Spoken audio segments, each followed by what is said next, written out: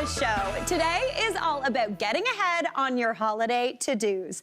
And with so many parties and get-togethers, it can be extra stressful if you can't cook. But with the right tips and tricks, you can crush it and give those expert host vibes. Everyone knows the holidays are all about fun, festivities, and of course, food. But our friend Veronica has a little bit of an issue. She doesn't know how to cook. So today, I'm here to show her some easy, stress-free make-ahead recipes that are sure to impress her guests. Let's go meet her. Nailed it. Hello!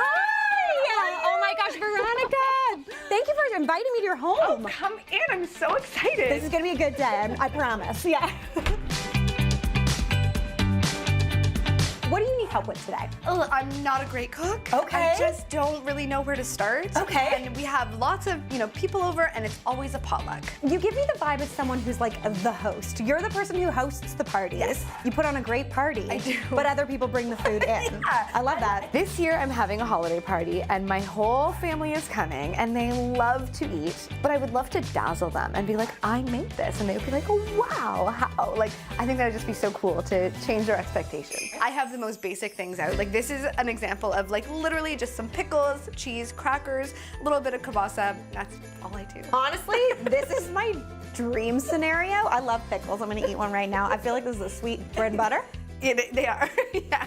Honestly, Yeah. this is perfect. But this would be great with a drink.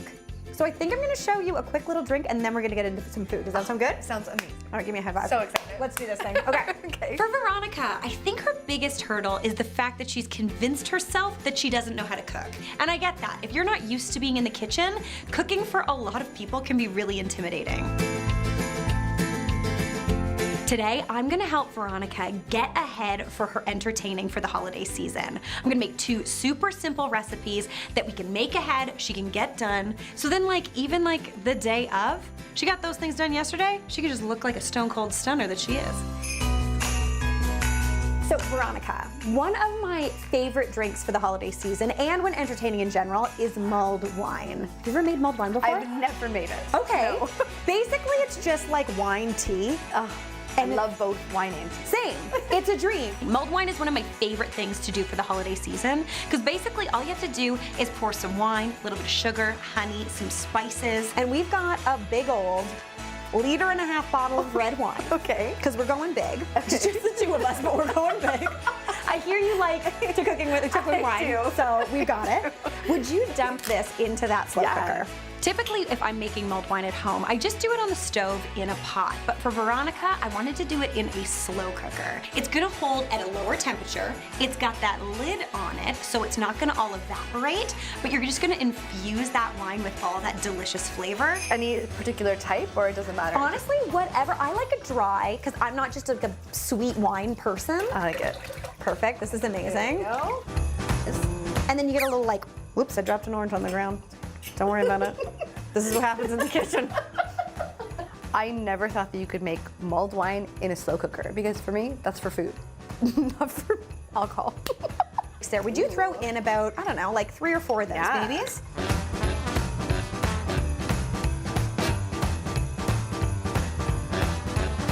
Perfect. Oh, I like the way you measure a tablespoon. That is excellent. As your guests roll in, you got mulled wine ready to go.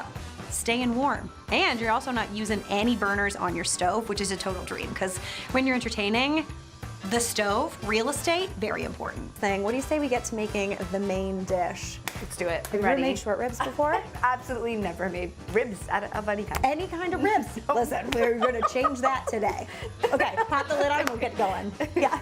For the actual food portion for Veronica, I want to show her how simple and delicious short ribs are. Okay, so I'm gonna start chopping up some veg. Okay. And you've got 8 English cut short ribs here. Would you get some salt and pepper and give those a good season? I'm gonna grab you some tongs too. So Veronica said that she's a little bit intimidated by meat. She's like a ground beef and a chicken breast lady. And I totally get that. Those are like staples for a lot of families. But short ribs are such a good cut of meat because they look really fancy, but they cook up beautifully. There's really no way to mess these babies up. You can technically undercook them, but you can't really overcook them. So I've got 2 yellow onions here that I'm just cutting into wedges. And then I've got that carrot that I just cut into big chunks. This is all for flavoring. We're not necessarily gonna eat these, though I would call this at the end the chef snack. Because you get to just eat it out of there. It's really nice. I love that Mary is here. It's making me feel confident, like nothing's gonna go wrong. You take those veg over to the stove, and I'm gonna grab these short ribs. Perfectly seasoned, I might add. Whoa, those are heavy short ribs. All right, now we are gonna start cooking with fire. Okay. Okay. So pop that pan on over about, I'd say, we're looking to sear, so probably like medium-high high heat. There. That looks perfect. Okay. This is when the mulled wine, if it was done, would be really helpful. It's very good.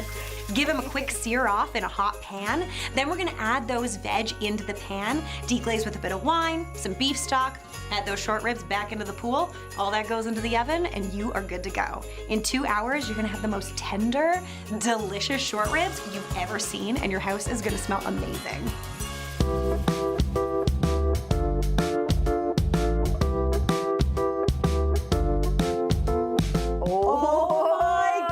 Look at those babies! This is something you can get done like 2 or 3 days before your guests come.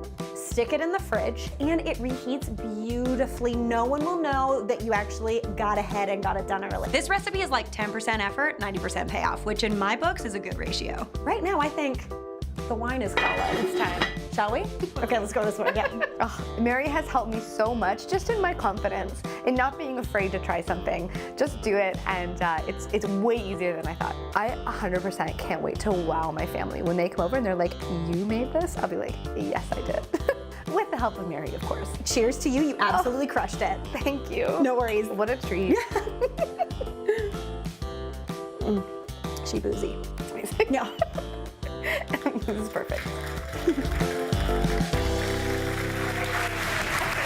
welcome Veronica. Oh my gosh, Veronica, you did such a good job. It was amazing. It was so easy. Oh my gosh, well, thank you for welcoming me into your home. I feel like I just barged in. No, you were totally welcome, and what a treat it was to have you there. It was so fun cooking with you. Now, when I first got there, you were like really nervous. You were convinced you were gonna mess it up. I was, because I don't have a good track record. I have ruined so many dinners. Okay. I didn't want to embarrass myself in front of you. Yeah. And I thought, oh, here it is again. Yeah. But it was so surprisingly easy. Yeah. The way you showed me how to do it wasn't intimidating at all. Oh, good. And I've done it. I've made the dish. No, you have not. I had a dinner party and they were wowed. Oh my gosh, that's amazing. See, I'm never gonna set you up for failure.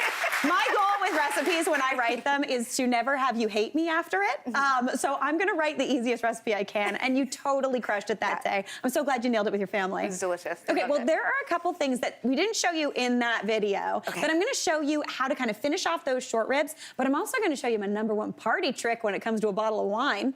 Okay.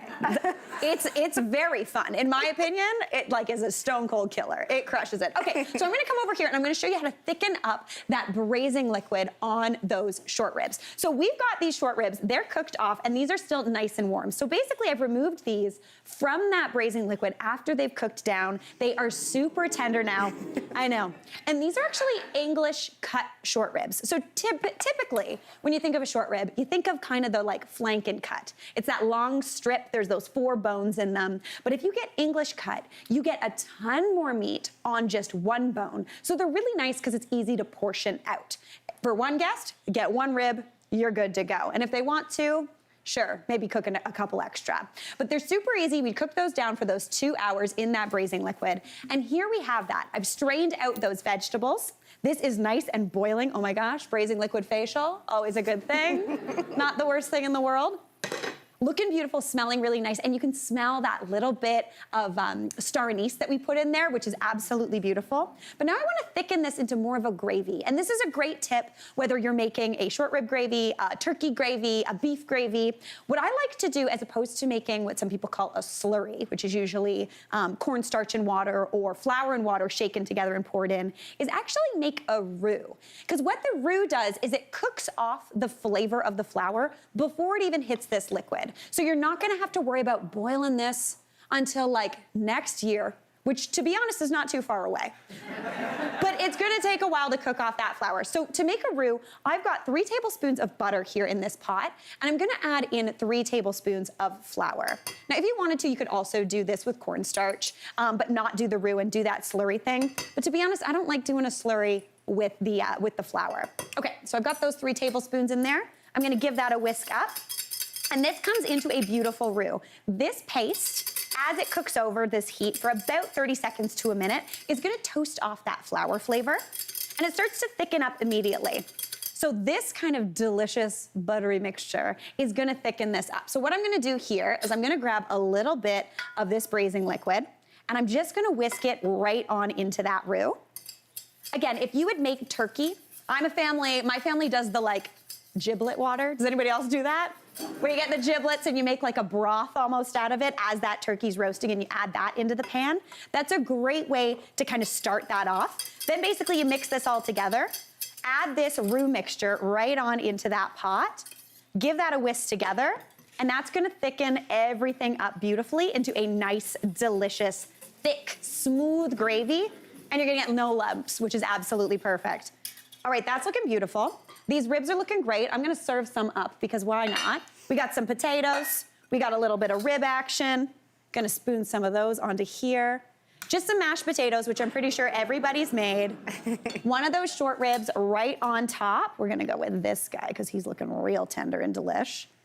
And then a little bit of that beautiful gravy right on top. And you have got the most delicious looking plate of food that I've ever seen. Now, Veronica, I'm gonna hand this off to you. Oh my But now I gosh. promised everyone my party trick. Okay. Okay, I gotta show my party trick. So we've got this mulled wine situation here. I've got all the ingredients in, and I'm gonna show you how to empty in a bottle of wine. You got a bottle of wine here. We don't have a lot of time left. I'm gonna open this baby up, and we're gonna do a wine tornado. Doesn't that sound fun? Okay, so everybody ready? Do you wanna count me down? Okay, in 3, 2, 1. Did you see how fast that wine emptied? That's how you empty a bottle of wine in about 5 seconds. Just heat that up. That's gonna taste delicious. Honestly, I'm gonna pour us a cup. Veronica? I would love a cup. Okay, perfect. Now, we put brandy in that original version, but I'm not gonna lie, after we had a couple sips, we were feeling a little loopy. So we're just gonna go straight in with this beautiful, just a little sipple for you. Thank you. I'm gonna have a little bit for me too. Absolute dream. I like to garnish it with some of those orange segments that have been steeping in that wine. Feel free to pop a little bit of that brandy in there if you're feeling it. But cheers to you, Veronica. Thank you. Happy Cheers. holidays. You too. Thank you. You did a great job. Now, Veronica, here, cheers. We'll take a sip. Delicious. But Veronica, Amazing. because I know this is just the start of cooking for you, Yeah. our friends at Le Creuset are sending you home with a 3-piece set, including a Dutch oven, a casserole dish, and a stainless steel shower pan. Happy cooking, you nailed it. Fantastic job. Hey, Mary here. What did you think? Drop your comments below, and don't forget to like and subscribe for more of the good stuff.